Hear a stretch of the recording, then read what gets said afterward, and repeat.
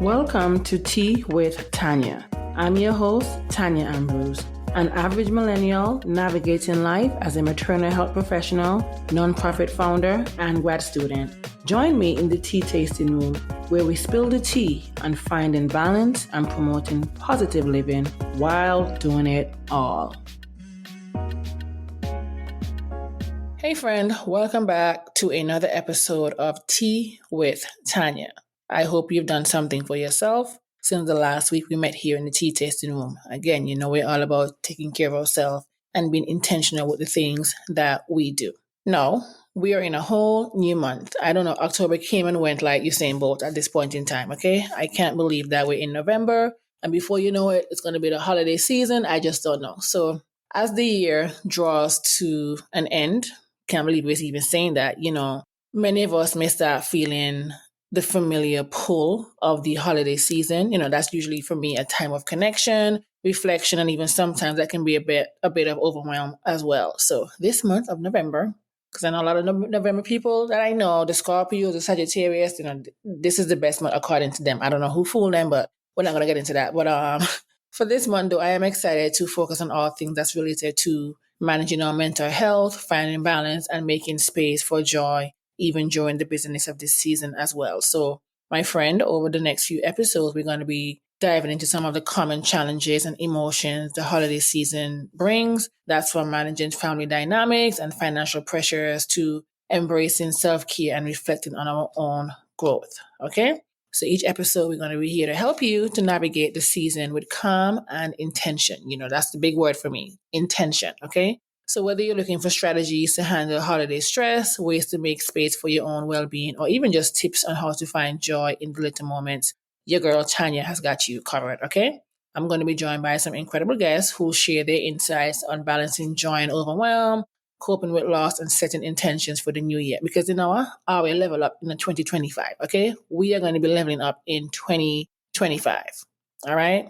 So I'm so glad to have you here with me this month. And I hope these episodes are going to bring you some sort of peace, inspiration, and support as we move through this beautiful but sometimes challenging season together. All right, let's get into it. So, my friend, for many of us, this holiday season can be a mix of excitement, nostalgia, joy, and just let's be real, okay? A bit of overwhelm. I don't care what nobody says. This holiday season can be a bit of overwhelm sometimes. Because when you think about it, between planning events, visiting family, and navigating holiday expectations, it's very easy to feel stretched thin. Okay? So in this episode, I want to offer you some small but practical ways to balance both the joy and, of course, the inevitable stress that can come with this year, especially this time of year. So on this episode, we're going to be talking about finding peace, setting boundaries, and of course, embracing the holidays in a way that feels right for you. Okay, so you know what to do, my friend. Grab your favorite cup of tea, take a deep breath, and let's talk about managing holiday stress in a way that allows you to be true to yourself. So let me go back. Take a deep breath. So let's inhale and let's exhale. One more time. Let's inhale, hold, and then exhale. All right. Now we got it out of the way. Let's get into it. So I want to talk about, understanding holiday stress. Let's start by acknowledging the sources of holiday stress. And I think many of us feel pressure to create these quote unquote perfect experiences during the holidays. Because again, we live in a season where social media, everything is just always out there. So we have that pressure to create the perfect experience, But when you think about it, perfectionism can make this season, this time of year, far more stressful than it needs to be. Okay?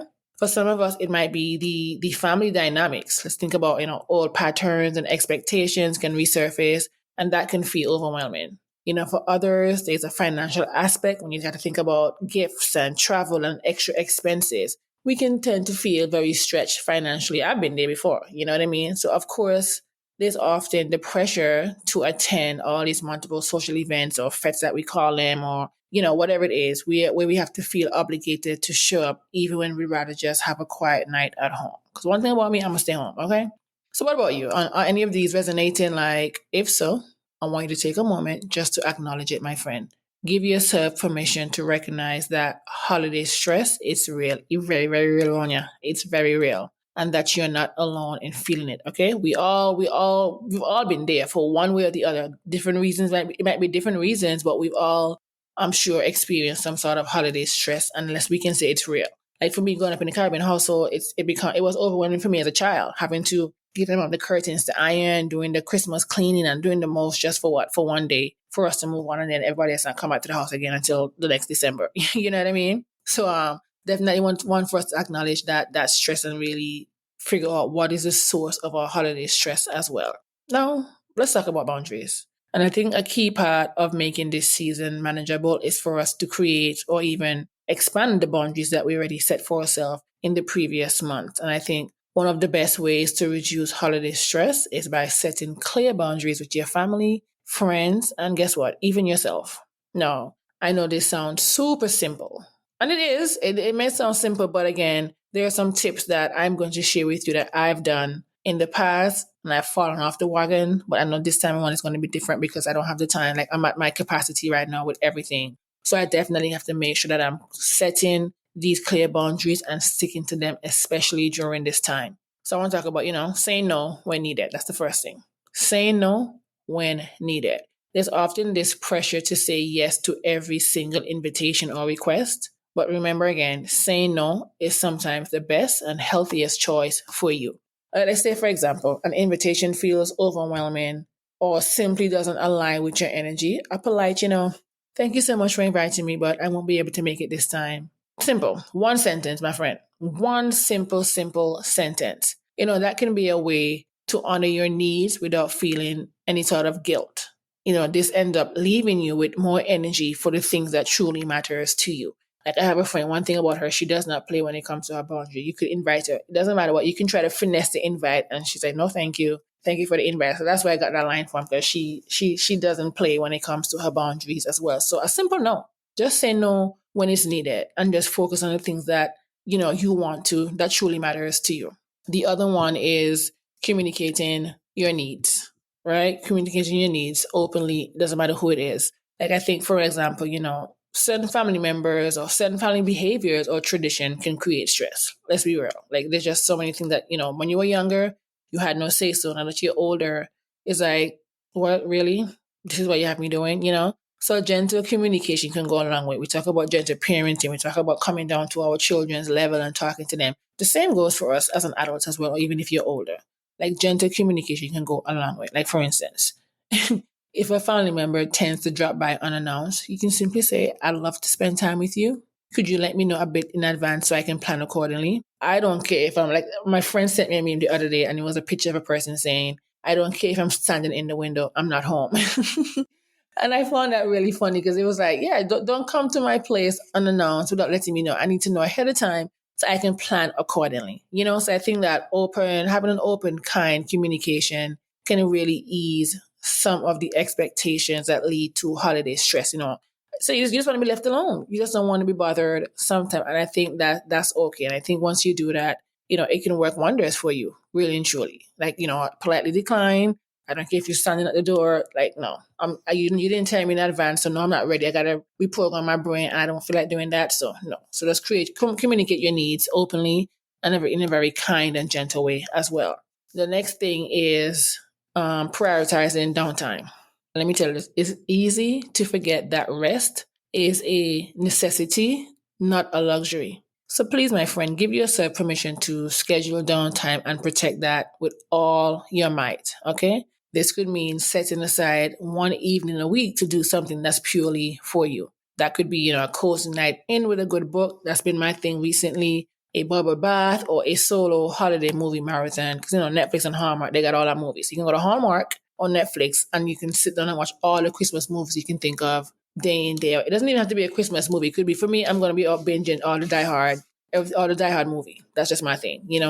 But I feel like protecting that time can help to bring you back to the center. Again, even though we're talking about the holiday season, this can go for other days as well. For me, during the week, I'm a busy person, being a full-time grad student, working full-time, running a nonprofit full-time, having a podcast. There's so many things that I have to do on a day-to-day basis. So then when it comes to creating my downtime, what I'm going to do, I'm going to have me a nice little cup of tea, and I'm going to be over here sipping on it, probably drinking some crackers with it, watching my TV, doing absolutely nothing, because again, that's how I prioritize my downtime. That's how I get to quiet my brain and bring it to the center as well. So yes, three simple things that you can do, honestly, to ensure that you are having and managing your holiday stress in a way that allows you to be true to yourself. And that's, again, saying no when needed, respecting that boundary, communicating your needs openly in a kind and gentle way. And of course, prioritizing me time, downtime for yourself so that you're not overstimulated with everyone else being around you as well.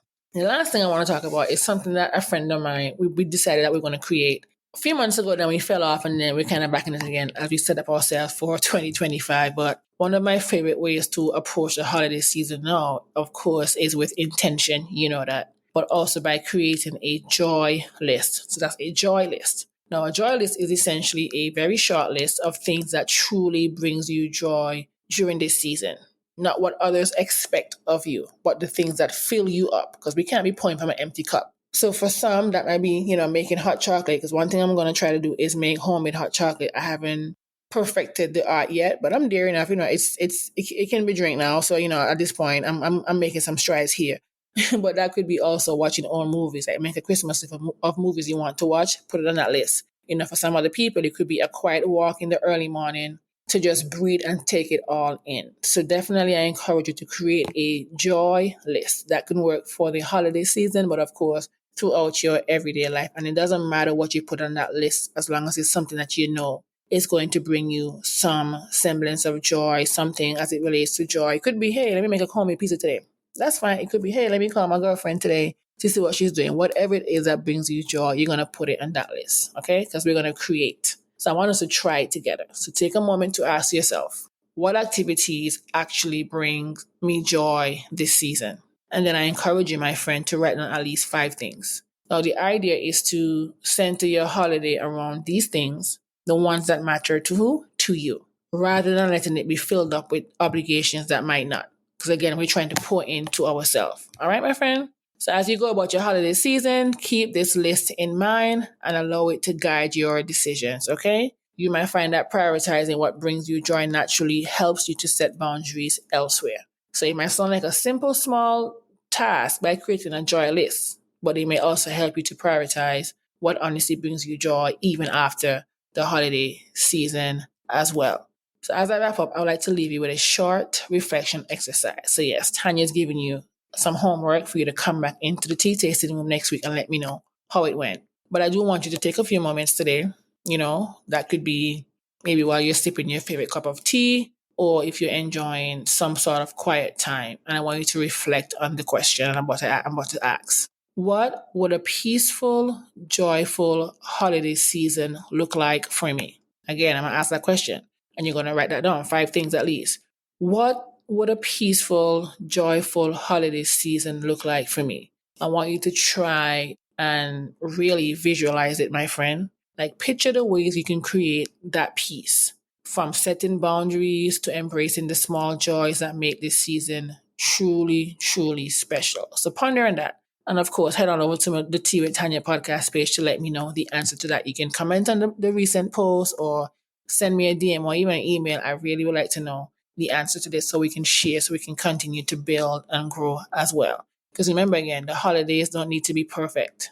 Let them be real, filled with moments that feel authentic and nurturing for you. Okay, my friend? I hope this episode has given you some sort of practical tools and a bit of inspiration to make this holiday season truly your own. Thank you so much again for listening to Tea with Tanya, and I'm looking forward to hanging with you here in the tea tasting room again for the next couple of months as we navigate this holiday, chaotic, stressful season sometimes. I love you for listening. Thank you for joining me for another episode of Tea with Tanya. If you like this episode, be sure to share it with a friend. Don't forget to follow on Instagram at Tea with Tanya Podcast. Be sure to subscribe to the weekly Tea Talk newsletter. And of course, rate on Apple or Spotify and subscribe wherever you listen. See you next time. I love you for listening.